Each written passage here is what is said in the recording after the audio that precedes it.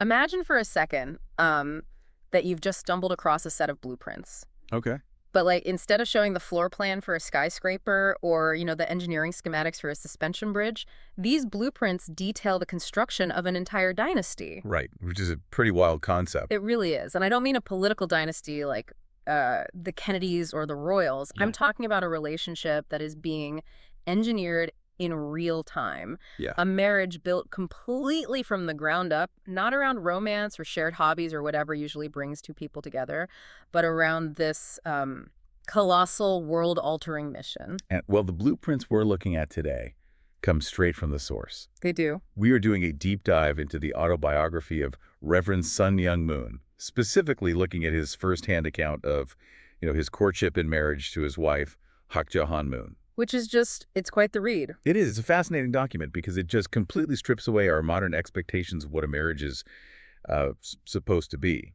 Oh, totally. And just to set the stage for you listening right now, we are jumping into some incredibly deep historical and psychological waters today. Very deep. So our mission with this deep dive is to impartially examine the fascinating dynamics described in this autobiographical text. We aren't here to, take sides or to judge or to endorse any of the specific religious viewpoints contained in these pages. Exactly. We are simply lifting the hood on the source material to really understand the mechanics of the story being told. Which is exactly why this text is so compelling to analyze. I mean, it offers a very rare first-person look into how absolute belief shapes human relationships. Right. It shows us what happens to a person's expectations and their identity and even their daily reality when a private life is entirely subsumed by a massive public spiritual mandate. It's intense. So let's look at the foundation of this blueprint. The narrative begins with a fateful and honestly highly unusual first encounter. Yeah, that first meeting. Right. And it takes place when Hak Ja Han is just 14 years old. She has barely just graduated from elementary school. A literal child. Exactly. And she's described as a very quiet girl who never sought attention, the daughter of a devoted church member named Mrs. Soon A. Hong.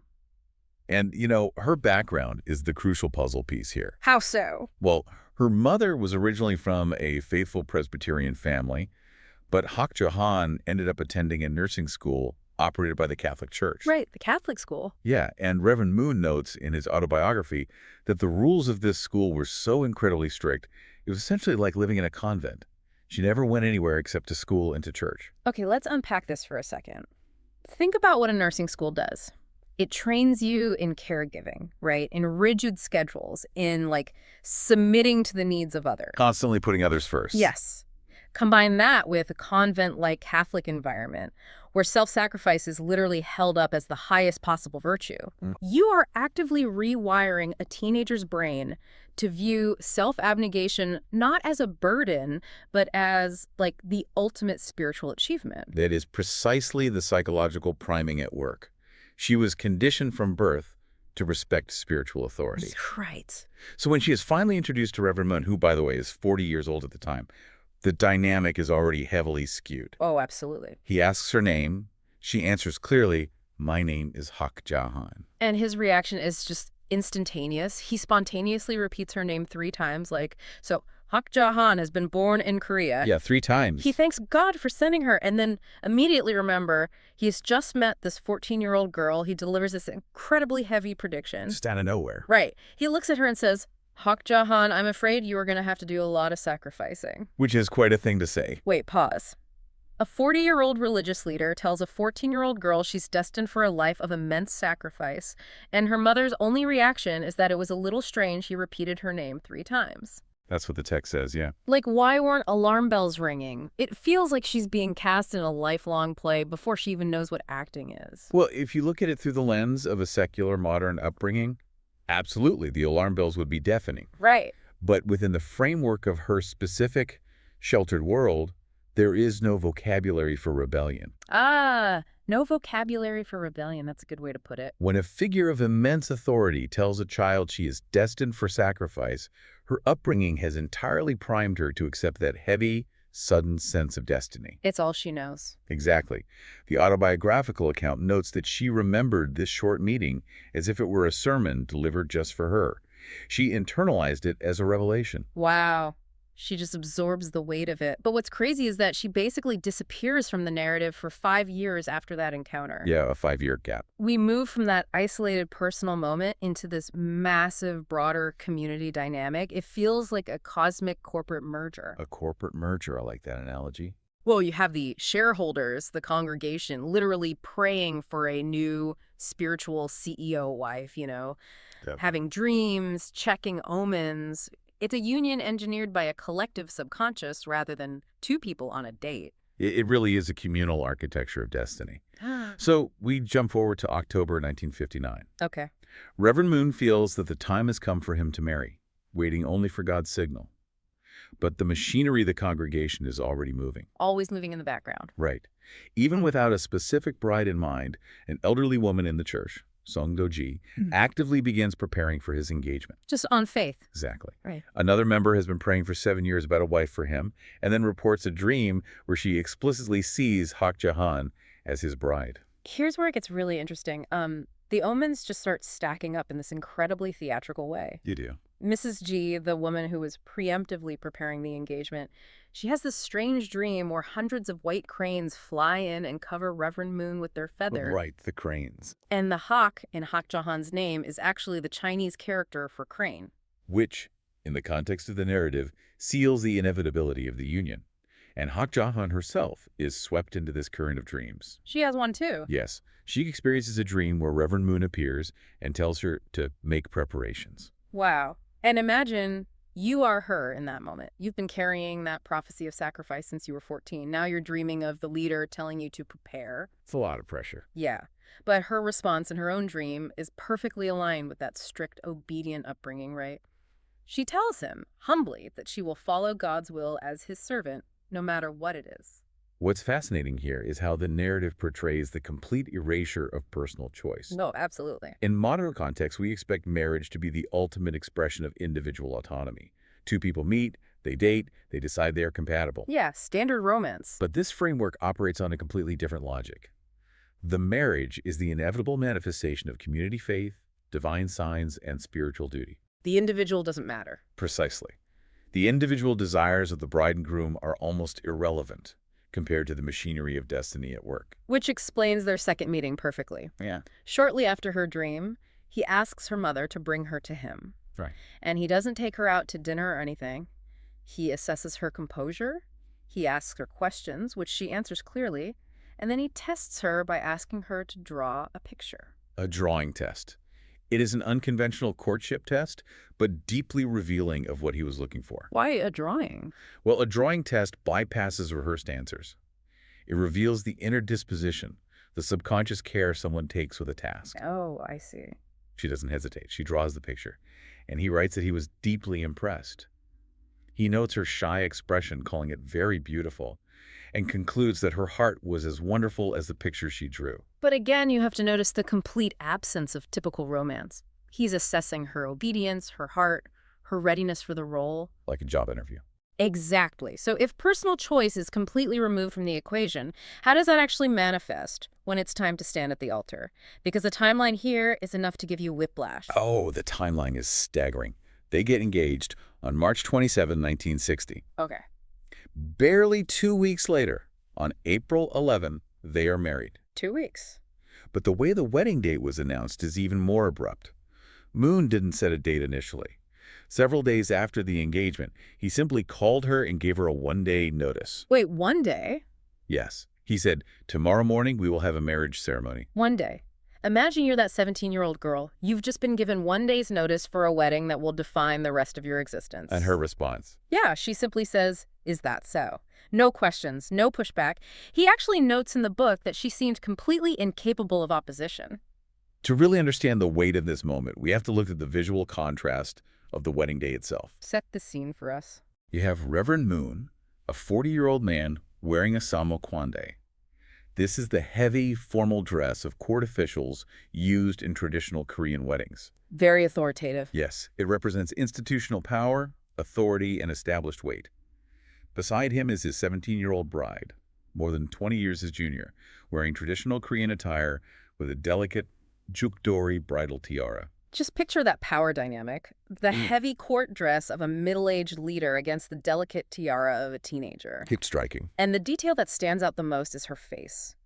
She's described as looking confident, but with tightly closed lips. Tightly closed lips is such an evocative sensory detail. It feels heavy with unspoken anxiety or resolve or, maybe both. Almost certainly both. And that weight gets infinitely heavier when you read the speech he gives her at the ceremony. Because usually a wedding speech is about love, growing old together, shared happiness. Right, the normal stuff. Reverend Moon stands at the altar and explicitly strips all of that away. He tells his 17-year-old bride that this marriage is not for the happiness of two individuals. Wow. He tells her they are marrying to complete a mission given by God to become true parents and open the gates to the kingdom of heaven. Okay, we need to pause and explain this because true parents is a massive concept to just drop on a teenager at the altar. What does this actually mean in the context of this theology? It is the absolute core of the theological framework presented in the text. Okay. In Moon's theology, the original human ancestors, Adam and Eve, failed in their mission to establish a sinless lineage for humanity. Right. The fall. Therefore, the world required a new set of parents, true parents, who could succeed where Adam and Eve failed, effectively hitting a cosmic reset button for the human race. So he's not saying, welcome to our life together. He's saying, you are now Eve, and we have to save the entire human lineage. That's the literal mandate. That explains why the demands placed on her were so cosmic. It's not a marriage, it's an earth-saving mechanism. Exactly. And because the stakes are framed as literally the salvation of humanity, normal marital joy is viewed as a distraction or even a liability. No time for a honeymoon. None. He warns her that she is embarking on a path no one in history has traveled. And then he lays down the ultimatum, a difficult 7-year path where she must discuss even the most trivial things with him and obey him completely. So what does this all mean for a 17-year-old girl? When she replies to this cosmic ultimatum by saying, my heart is already set, please do not worry, is that ultimate confidence? It's hard to say. Or is it just the ultimate expression of that strict convent-like obedience she was raised in? Does she even know what she's agreeing to? It is likely a profound synthesis of both her conditioning and her personal resolve. Yeah, makes sense. If the idea of true parents requires the complete erasure of normal marital expectations, then for her to express anything other than absolute stoic acceptance would, within the logic of the text, compromise the spiritual mission. She had to be perfect. Right.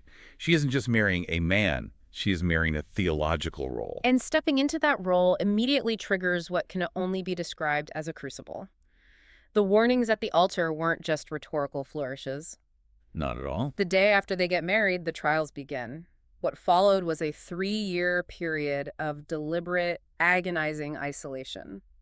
Yes, to establish what the narrative calls a spiritual condition of unconditional devotion, Reverend Moon required his new wife to live an ascetic life for 3 years. Meaning what, exactly? Well, one major requirement was that she had to completely cut contact with her mother. And we really have to emphasize how crushing that specific demand is.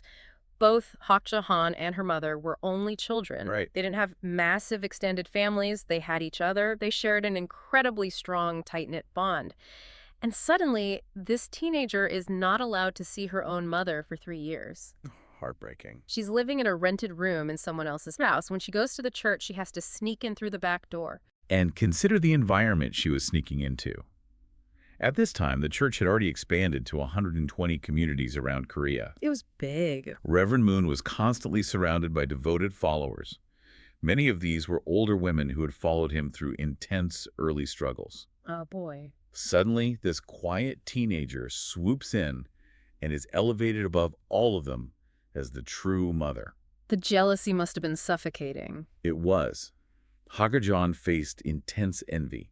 She was the target of hatred and relentless rumors from within the congregation itself. From the very people who wanted her there. Exactly. The very people who supposedly prayed for her arrival were now her greatest critics.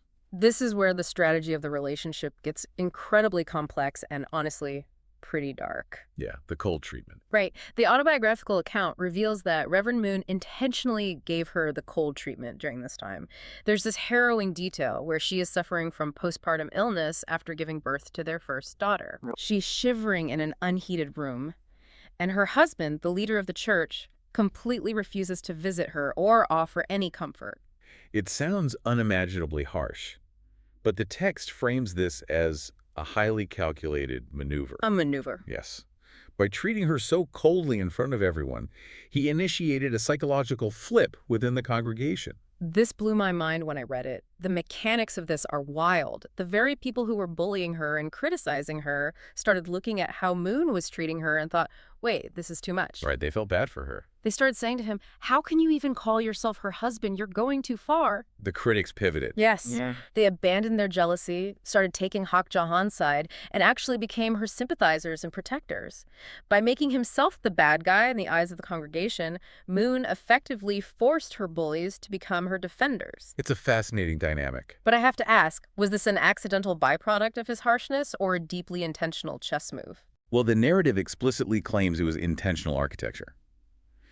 If we connect this to the bigger picture of the theology we discussed earlier, the text frames this severe emotional deprivation not as cruelty, but as the necessary forge to build a spiritual matriarch. Build her up by breaking her down. Exactly. Pity replaced envy. By enduring his apparent neglect without complaint, she proved her resilience to the congregation, winning their genuine loyalty. But the personal cost is just staggering. He writes that she lived like she was walking on a thin layer of ice for 7 years. A very long time to walk on ice. What does that actually mean day to day? It means she was corrected over single words. Even her affection for him had to be entirely curtailed for the sake of the eternal mission. Utter policing of herself. He literally says he might say a word in passing and not think much of it, but she had to completely harmonize herself with his every syllable, constantly policing her own behavior. He acknowledges the intense grief this must have caused her, but the narrative justifies every tear as the only way to attain God's standard of motherly love. It had to be done. Right. The 7 years were a period of forced, absolute conformity designed to burn away the individual Hak Ja Han so that only the true mother remained. So we've spent this deep dive looking at a relationship where individual identity, personal comfort, and standard familial bonds were entirely stripped away. Completely erased. We saw a 14-year-old primed by a convent-like environment to accept a heavy prophecy. We saw a congregation engineer a cosmic corporate merger through dreams and omens. Yeah. And we saw a 17-year-old bride in a delicate tiara subjected to a 7-year psychological stress test, sneaking through back doors, shivering in unheated rooms, and completely severed from her own mother. It is a profound study in the total submission of the self to a perceived higher calling. It really is. The young girl is asked to abandon every vestige of a normal life to become a symbol, a theological linchpin for a massive religious movement. She had to navigate a labyrinth of jealousy, engineered isolation, and, well, cosmic expectations. And according to the blueprints we've been reading, she did it. She endured. Which really makes you stop and think about the stories we tell ourselves about duty, about sacrifice, and about what we are actually capable of when we believe we have no other choice. That's a great point. When a public mission completely swallows a private life, where does the individual end and the icon begin?